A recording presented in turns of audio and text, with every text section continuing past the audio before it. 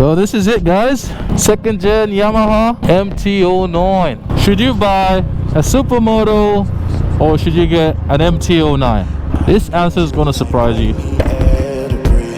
AfroBiker. What's up, folks? This here is a Husqvarna 701 Supermoto. So for a long time I've been calling it a Husqvarna, and then I had a few of my European friends correct me and say, nah, that's not how you say it. English class vocabulary. No, it's not Husqvarna. The company itself pronounces it Husqvarna. Husk. You pronounce it Husqvarna, like it's a double O. Correct me if I'm still wrong in the comments. Yeah, this is a 701 Supermoto that I ride pretty much every day, and I have previously owned a first gen MT09, which I absolutely loved, but at the end of it all I just wished was slightly lighter. And it's been roughly 6 years ever since I owned an MT09. Oh, there's a speed camera hiding in the bush. You're a sneaky man. I owned a 2014 Yamaha MT09 for roughly about a year before I discovered the world of supermotos, and ever since then I've not really looked back, because it's been a fun journey, and contrary to expectations, it's the bikes have been pretty reliable, and especially because I daily, as you can see coming from work, I'm a daily rider. Reliability has been solid on this bike and the WR450 Supermoto that I had previously as well. So today I thought I'd have a refresher to see if I still feel the same way about having a Supermoto. So I'm going to be jumping on a 2017, I believe that's a second gen 2017 MT09 or FZ09. It's pretty much the same engine, with a bit of refinement all around the bike, and it also has an upwards only quick shifter.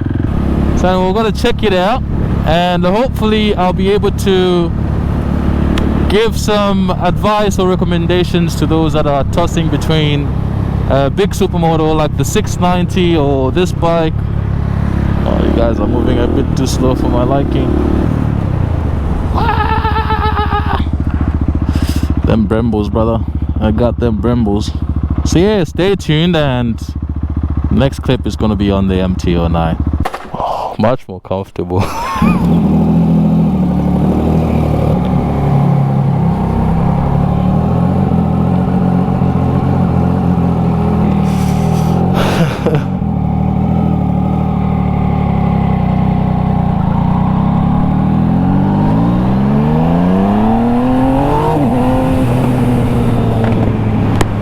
Hey,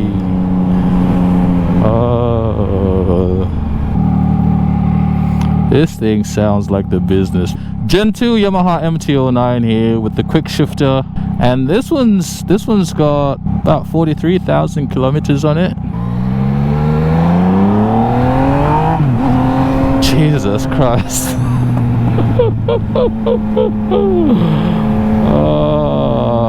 I forgot just how hard this bike punches. The bike's got the stock seat. Compared to my 701, this actually feels like a comfort seat. This feels so good, brother. Oh, and you hear that exhaust pop.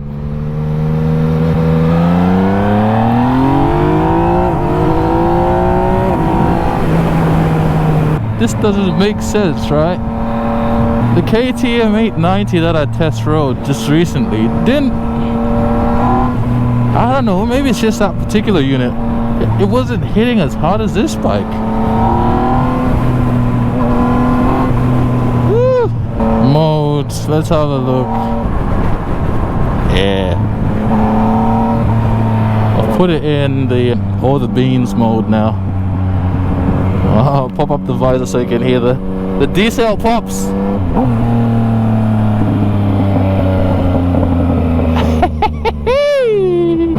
I've got it in A mode now. A meaning all the beans.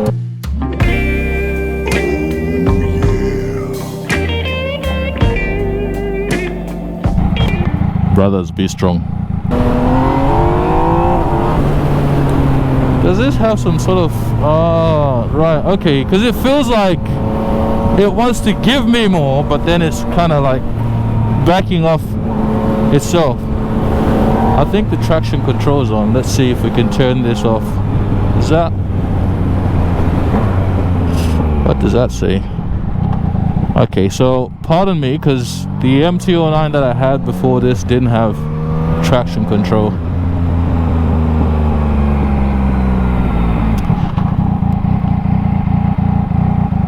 And I was wondering, I was like, hang on, it feels like it's punching, but I can feel it backing off. So I'll turn that off. We want all the beans. Come on now. Yeah, and it's gonna be a good opportunity for me to stop over. Whoa! Stop over and show you what the bike looks like. So this is it, guys. Second gen Yamaha MT09. Looking sick. I've never heard of this exhaust brand, but it sounds mint.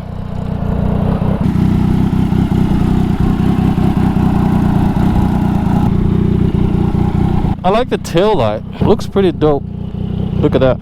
And then he's got the fender eliminator, but because he had to take it over the pits, he's put this hideous thing. I didn't really like this. Whoever thought about this, I don't like whatever you call this piece here, swing arm fender or whatever it is. So that's the first thing I'll be getting rid of. I'll just take the whole thing off and put the number plate on there. Anyway, we're going to jump back on the bike now. Hopefully I'll be able to turn traction control off or to its lowest level so we can have a taste of the beans. I was trying to figure out how that turns off. So you can go 1 or 2 if you're just flicking the switch like that. I got to 1, and then I was like, is there no off, or does it just stay on 1? And then I just long press that TCS button, and there we go. Traction control off. A mode, all the beans mode.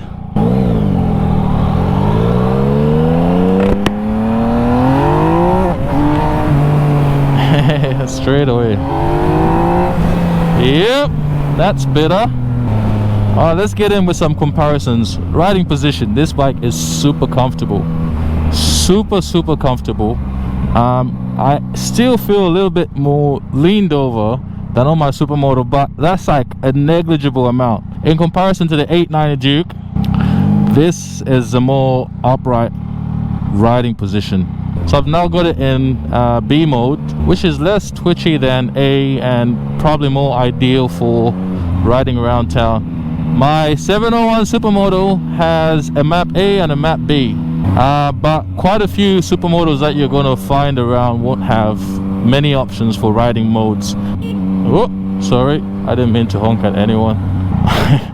The indicator is slightly lower on this bike. This one has a bit more kit to make the riding experience a bit better, because you have traction control, you have ABS. My 2014, first gen 2014 had nothing. You got the bike, you got a clutch, a throttle, and then you just had to hang on for dear life. So you get a tachometer, a fuel gauge, clock, you got a trip meter, just all on one screen. This may sound pretty basic to those of you that ride street bikes, but if you ride a Supermoto, you know that on the display you just get the speed, sometimes you get the time, and other times you get the trip meter, and it doesn't get much fancier than that. In my humble opinion, I'd say whatever bike you get between the two, you're gonna be entertained for days. Alright, so we're back on the 701 Supermoto. Another thing worth mentioning is the cost of the two bikes.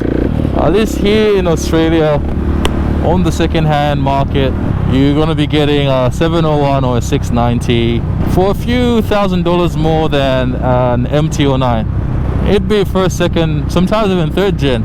So something that I noticed right off the bat when I got on the MT09 was how spongy the rear brake felt. Like this thing grabs.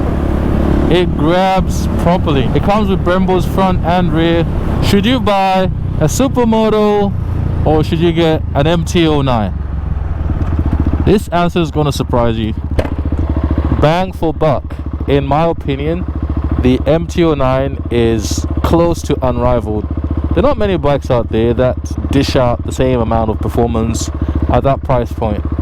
If you are asking, should I buy a Supermoto or an MT09, my answer to you is buy the MT09. That's not because I don't like the Supermoto. You have proven reliability, you have crazy availability for parts, and those parts, if at all you ever need them, are gonna be there in, you know, just a few days. But this bike, for many people around the world, parts are not that readily available. That's not to say this bike is not reliable. In my experience, so I've had this bike for close to 25,000 kilometers, which is this much in miles. I've not had any issues that have sent me to the mechanics. Taken the bike for servicing twice in that period to have the valves checked, and both times the valves came back in spec. So currently it's sitting at close to about 36,000 kilometers. Generally you're gonna get more mileage out of the bike like an MT09. Okay, so that's one side of the coin. This bike feels more comfortable messing about on. Feels more confidence inspiring doing wheelies, more confidence inspiring doing stoppies. It feels, you know, you can take it off-road, you can just slap on road trail tires. Like I've got these Pirelli Rally STR tires front and rear. Of course not to the level of a factory dirt bike, but much better than what a street bike would do.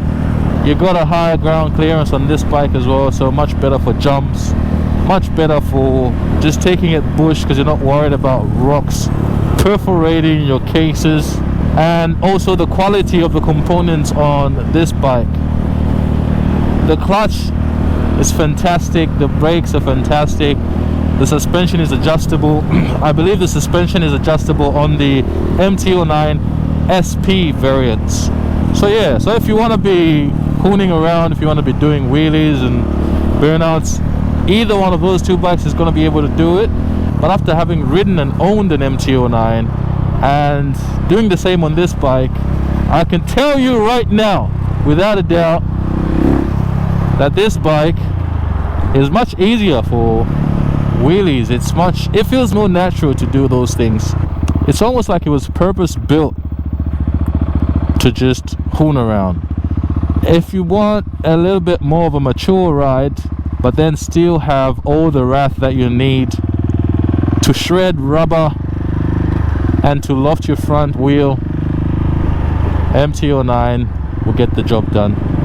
So yeah, I have mentioned that my bike has been really reliable for me, but I've also read several stories about nightmares that people have had for 2018s, 2019s. So I'm not going to run away from the fact that some people have had negative experiences on the 701. I've been personally lucky because that's not been the case for me, and she's still going. And believe it or not, my bike is actually like punching harder and harder as time goes. In a nutshell, if you're looking for a bike that you'll be riding every day, a bike that's comfortable, that's going to be racking up an astronomical amount of miles or kilometers, and you don't really care about doing wheelies that much, because the MT09 is still going to do it, grab the MT09. Otherwise, if you're just looking for a weekend bike that you're going to have the most amount of fun on and just be an absolute lunatic, Husqvarna 701, KTM 690, Gas 700. Ironically though, I ride my bike every day to work, and that's why I've been able to get this many kilometers on it. Anyway, thanks for watching guys. If you liked the video, feel free to subscribe, and I'll see you in the next one. Peace!